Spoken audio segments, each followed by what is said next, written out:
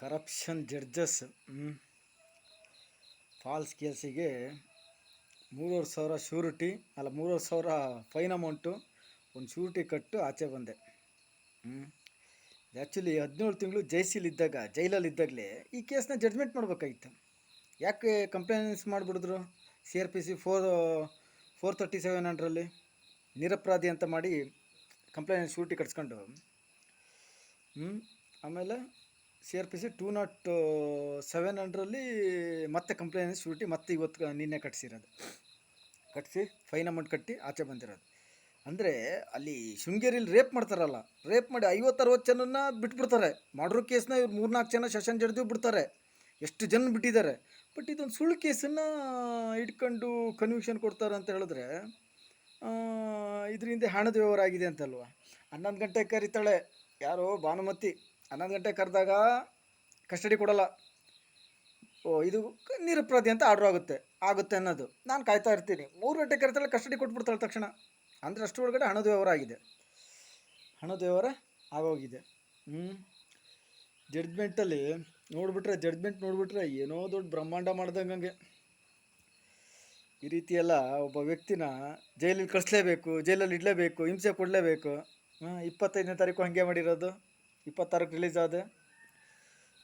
ಈಗ 6ನೇ ತಾರೀಕು ಹಾಗೆ ಮಾಡಿರೋದು, 7ನೇ ತಾರೀಕು ಸಂಡೇ, 8ನೇ ತಾರೀಕು ಮಂಡೇ ರಿಲೀಸ್ ಆಗಿರೋದು.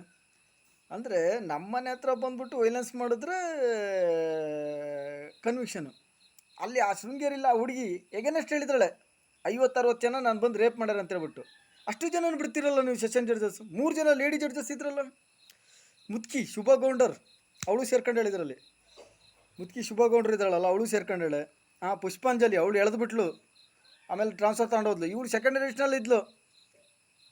ಇವಳು ಭಾಗಮತಿ ಇವಳು ಆಮೇಲೆ ಪ್ರಮೋಷನ್ ತಗೊಂಡು ಅದು ಕನ್ವಿಷನ್ ಕೊಡ್ತಾಳಲ್ಲ. ಇನ್ನೊಂದು ಕೇಸು ARS ಇದು ಒಂದು ಪೊಲೀಸ್ನವ್ರದ್ದು ಕೇಸು, ಫಸ್ಟ್ ಕೇಸ್ ಒಂದೇ ದಿನ 2 ಕೇಸ್ ರಿಜಿಸ್ಟರ್ ಆಗ್ತದೆ. ಅದು ಕನ್ವಿಕ್ಷನ್ ಕೊಟ್ಟಾಳೆ. ಈಗ ಇಲ್ಲಿ ಬಂದು ಪ್ರಮೋಷನ್ ತಗೊಂಡು ಇಲ್ಲಿ ಕೂರ್ತಾಳೆ. ಪ್ರಮೋಷನ್ ಕೊಡ್ತಾರೆ ಅವಳಿಗೆ. ಅಂದರೆ ನಮಗೆ ತೊಂದರೆ ಕೊಡಬೇಕು, ಈ ಜಡ್ಜ್ಮೆಂಟ್ ಇದೇ ರೀತಿ ಮಾಡಬೇಕು ಅನ್ನೋದು ಆಗಿರುತ್ತೆ. ಅಂದರೆ ಈಗ ಇದು ಹೈಕೋರ್ಟಿಗೆ ಹೋದರೂ ಕೂಡ, ಸುಪ್ರೀಂ ಕೋರ್ಟಿಗೆ ಹೋದರೂ ಕೂಡ ಜಡ್ಜಸ್ ಹಣದ ವ್ಯವಹಾರ ಮಾಡ್ಕೊತಾರೆ. ನನ್ನ ವಿಚಾರದಲ್ಲಿ ಹಣಕ್ಕೆ ಡೀಲ್ ಆಗ್ತಾರೆ. ಇವ್ರು ನಿರಪರಾಧಿ ಅಂತಲೇ ಆರ್ಡ್ರ್ ಮಾಡೋಕ್ಕಾಗ್ತಾಯಿಲ್ಲ ಇವ್ರ ಯೋಗ್ಯತೆಗೆ. ಇನ್ನೇನು ಡೆಫಾಮೇಷನ್ ಆರ್ಡ್ರ್ ಮಾಡೋಕ್ಕಾಗ್ತದ? ನಾನು ಇದೊಂದು ಜಡ್ಜ್ಮೆಂಟ್ ಕಾಯಿರಲಿ ಅಂತ ಕಾಯ್ತಾ ಇದ್ದೆ, ಏನು ಮಾಡ್ತಾರೆ ನೋಡೋಣ ಅಂತ ಬಿಟ್ಟು. ಬಟ್ ಅವ್ರವ್ರ ಜಡ್ಜ್ಮೆಂಟಲ್ಲೇ ಅವ್ರು ತಗಲಾಕೊಂಡಿದ್ದಾರೆ. ಇವತ್ತಲ್ಲ ನಾಳೆ ಈ ಜಡ್ಜಸ್ಗಳು ಪೊಲೀಸ್ನವ್ರ ಜೊತೆ ಜೈಲು ಸೇರಬೇಕಾಗ್ತದೆ. ಫೇಕ್ ಡಾಕ್ಯುಮೆಂಟ್ ಇದೆ, ಅವಳು ಫೇಕ್ ಡಾಕ್ಯುಮೆಂಟ್ ಇಲ್ಲ ಅಂತಾಳೆ. ಅಂದರೆ ಎಷ್ಟು ಹಣದ ವ್ಯವಹಾರ ಆಗಿದೆ ಅವಳಿಗೆ. ಯಾರು ಇಲ್ಲ, ಏನೋ ಫೈಟ್ ಮಾಡೋಕ್ಕಾಗಲ್ಲ ಅಂದ್ಕೊಂಡಿದ್ದಾಳೆ ಅವಳು.